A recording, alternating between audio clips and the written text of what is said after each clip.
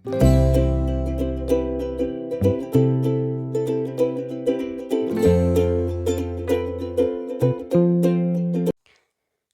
ඔයාලට මගේ days up with family YouTube channel එකට ඔයාලව ආදරෙන් පිළිගන්නවා.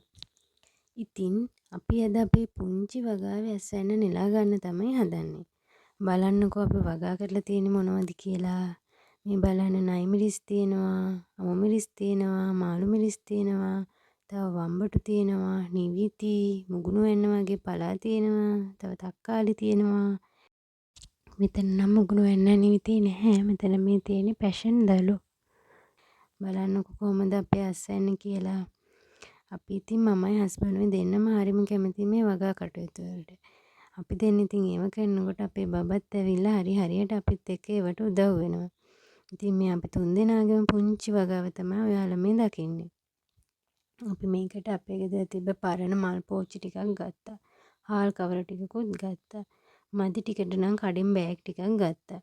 ඊට පස්සේ අපි ආයිත් කඩෙන් ගත්තේ පුංචි එළවලු පැල ටිකක් විතරයි. ඇත්තටම අපිට මේකට වියදම ගියේ රුපියල් 500ක් 600ක් වගේ පොඩි මුදලක්. ඒත් හිතන්නකෝ ඔයාලා අපිට ඒ වගේ පොඩි මුදලක් වියදම් කරලා මේ එක වර්ගයකින් එළවලු පැල දෙකක් අපි හිටව ගත්තොත් අපිට සතියට අවශ්‍ය වෙන එළවලු ටික මිරිස් ටික අපිට ගෙදරින්ම කඩා ගන්න පුළුවන්. එළවලු වර්ග 5ක් අපි හදාගත්ත කියලා හිතන්නකෝ. එතකොට බලන්නකෝ අපිට සතියකට කොච්චර මුදලක් ඉතුරු වෙනවද කියලා.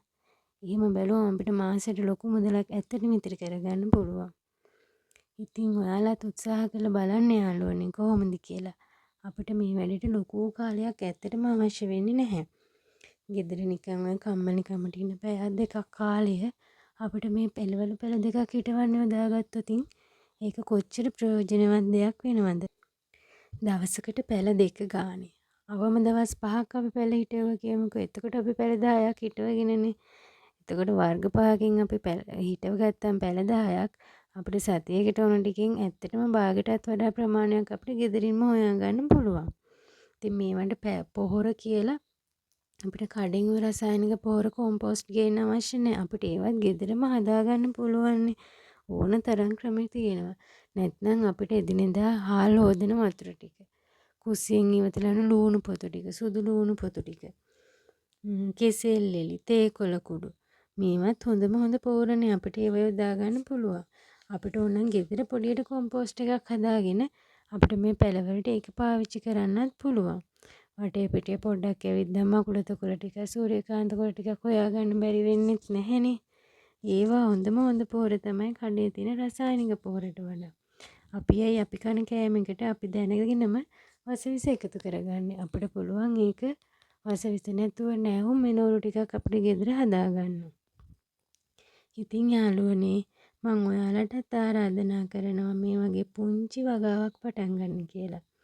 අපිට ඕන කරන එළවලු පැල ගන්න ඕන තරම් දැන් තියෙනවා. එළවලු පැල නැත්නම් අපිට බීජ වර්ග ගෙනල්ලා පැල හදා ගන්නත් පුළුවන්.